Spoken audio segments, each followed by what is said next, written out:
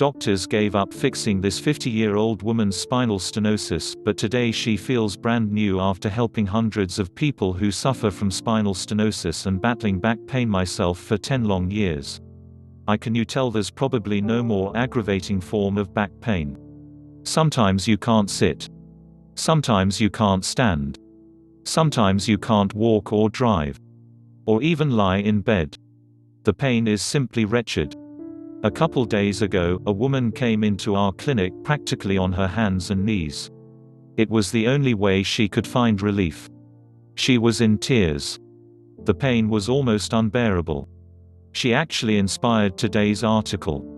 Today, I'm going to tell you what I told her. Every week, in fact, my clinics and programs are a destination for people from all walks of life who suffer from mild to severe spinal stenosis.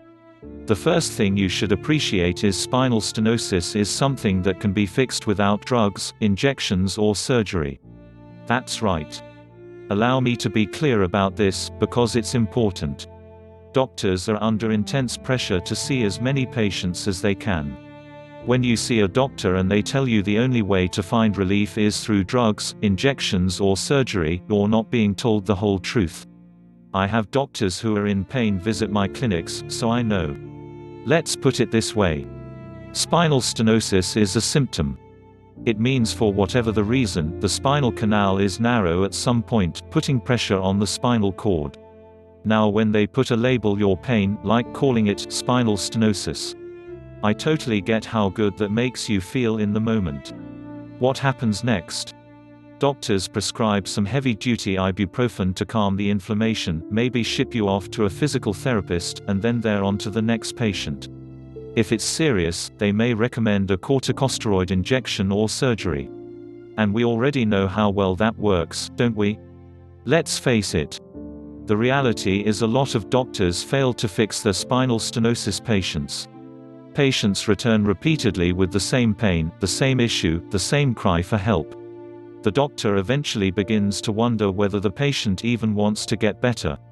Especially when the patient rejects, for good reason, risky surgery. Imagine that.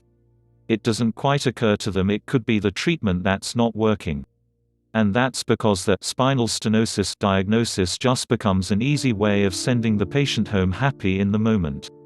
For the record, spinal stenosis is the term that describes symptoms of pain that come from irritation of the spinal cord.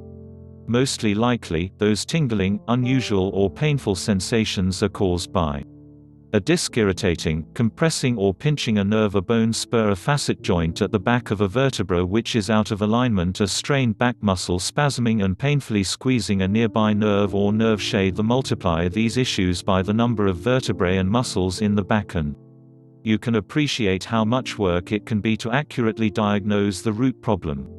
Even with technology like MRIs.